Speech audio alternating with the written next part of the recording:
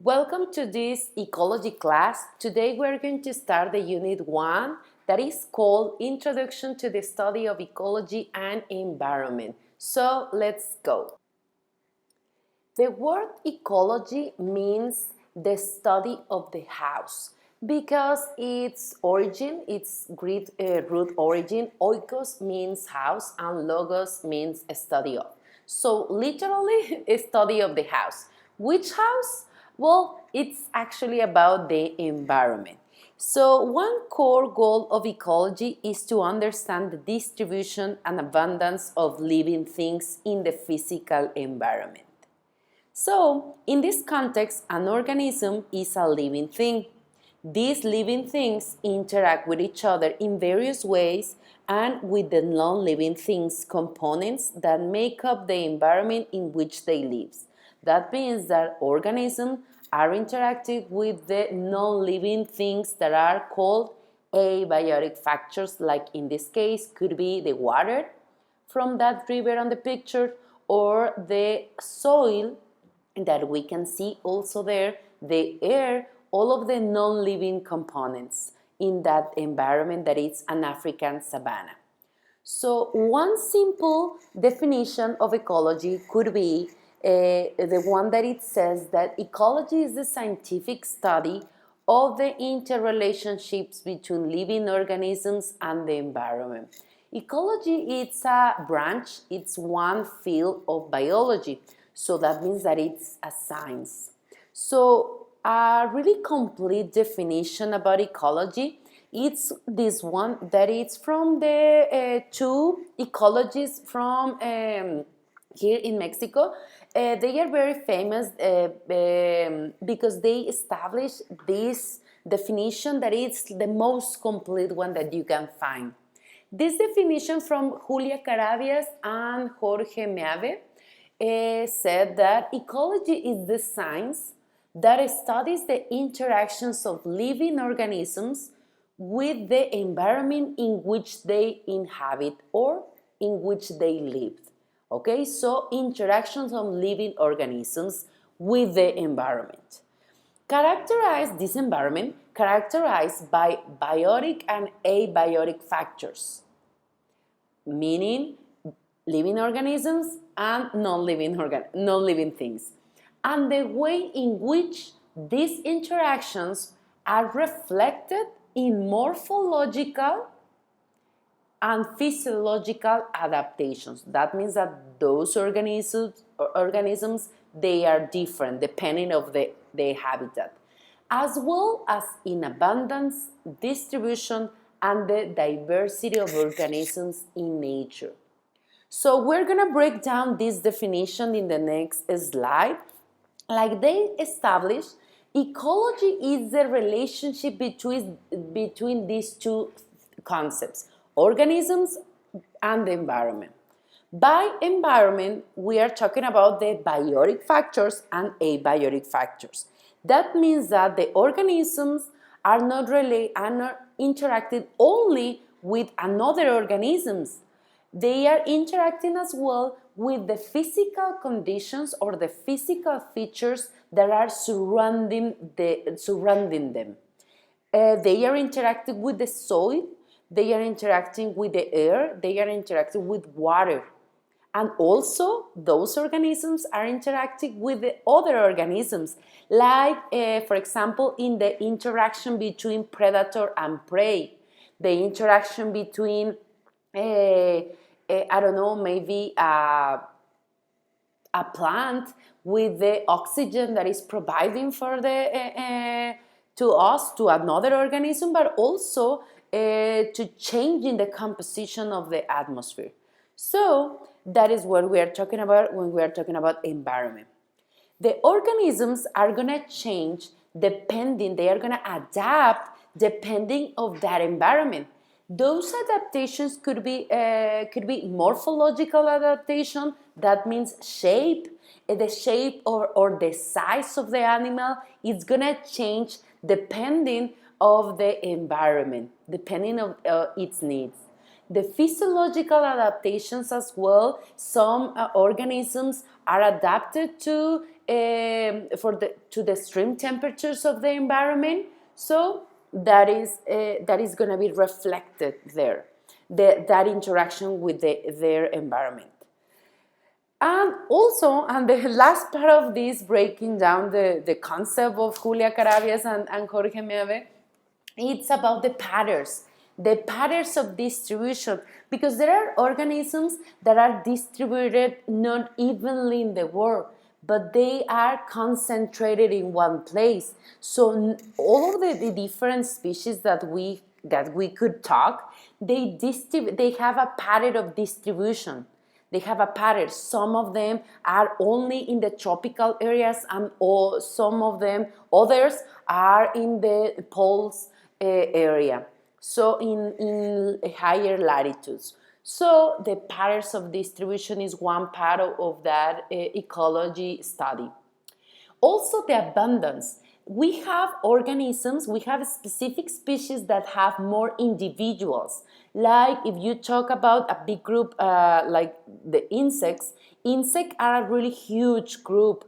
They are abundant. We have a lot of individuals from every species of insects. So some organisms are more abundant than other organisms in the environment, in one ecosystem. For example, it's not the same number of ants that we have in the world than jaguars in the world. So the ants are really, really abundant in this world. So patterns of abundance. And also we have the other pattern, the diversity pattern. That means that we could have a lot of different species in one place, and in another country only a few number of species. So diversity is the number of species in one specific or one particular area. Like, for example, the pine trees. We have a really huge diversity of pine trees here in Mexico. We have half of the species of pine trees here in our country, against only 2 or 3 species of pine trees in Canada, in that big country. So diversity, the number of species that are in a particular area. So that would be the definition of ecology, and let's move on to the background of ecology. So we're going to talk only about two important guys in ecology. One, it's considered the father of ancient ecology. This guy that is his name is Ernst Heinrich Philipp August Haeckel. So it's kind of like a long name. He was born in 1834 and he died in 1919. He was a German biologist, naturalist, philosopher, physician, professor, and artist who discovered, described, and named thousands of new species. He is considered the father of ancient ecology because he was the first one that established the concept of ecology in 1866, I think. So in 1866, he talked about the complex interrelations in the environment. He said that we need to understand species, but not by themselves. We need to understand species interacting with another species and also with their environment. So important guy, Haeckel. And then we have to Eugene Pleasant Odum. He was born in 1913 and he died in 2002. He was an American biologist at the University of Georgia. He was known for his pioneering work on ecosystem ecology. Actually, he's considered the father of modern ecology because he completed the ecosystem concept, basically. So he made up with this concept, with ecosystem concept, in 1972 in the Green Revolution. In the 70s, we have this Green Revolution because it's the first moment in the history of the humankind that we were concerned about the environment. in the 70s, the last century. So because we can see, at that moment we could see the effects of centuries of mishandle the natural resources. So another interesting fact about Odum, the father of modern ecology, is that he studied the structure and function of nature, but considering humans are part of this. So he put the humans inside the concept of ecology because we are part of nature. We have to study nature like not like something we're outside us, but something that we are part of. So this is only the background of ecology, like just these two guys about ecology history. And let's remember something about the ecological levels. Ecological levels are related to the order or the levels where the organic matter is a structure. Okay, so you maybe this is familiar to you because you saw this in chemistry and also in biology class. So the chemistry field, it's where you were studying subatomic particles, yes? And then you move to atoms, and then to molecular level. So that is chemistry level, And then we get to the field of biology, subcellular components like the mitochondrial, Golgi apparatus and stuff. And then all of those form cells, right? Cellular level. Those cells form tissues. We are getting to more complex things, right? And then we form organs and systems. So those are the levels. Those are levels from the biology class, from the biology field, right? So then we get to the ecology level. The ecology level is really interesting, but and it's kind of more complex, right? Because we're going to analyze organisms. When we are talking about organisms, we are talking about species that they have morphological and physiological characteristics, right? That is ecology field, ecology level. And then we move to population. Population is when we are talking about the the same species living in one particular area. So same species living together. That is a population. A population of doves, like in the image, or a population of jaguars, population of I don't know, maybe ocelots. That is a population. Community is when we get to the level of different populations living in one particular area and interacting.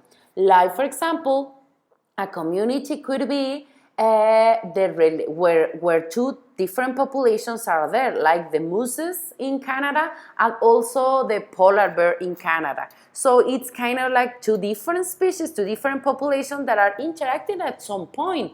Or maybe predators and prey, different species that are interacting. Community, it's a lot of different species interacting. An ecosystem is not only that community interacting, that means those living organisms interacting with each other, but also ecosystem means interacting, those communities interacting with the environment, with the physical environment. And one example is, we have different types of this, but we call this kind of interactions biogeochemical cycles.